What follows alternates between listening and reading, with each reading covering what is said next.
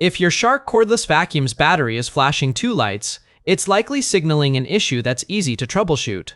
According to Shark support, two flashing lights, top and bottom LEDs, typically mean the battery is too hot or too cold to charge, causing a temporary pause. Let it sit plugged in for 30–60 minutes to reach optimal temperature, and charging should resume. If the top two or bottom two LEDs flash, it's a different issue. Contact Shark customer service at 1-800-798-7398.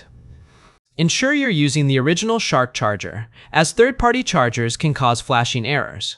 Check for blockages in the brush roll, hose, or filters, as clogs can overheat the motor, indirectly affecting the battery. Clean filters underwater and let them dry for 24 hours.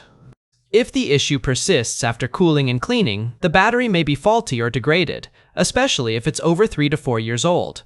Order a replacement from Shark, or verify if your model's battery is removable.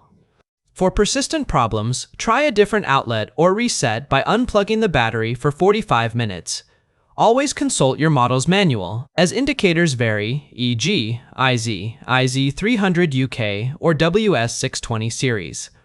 What's your vacuum model, and which two lights are flashing?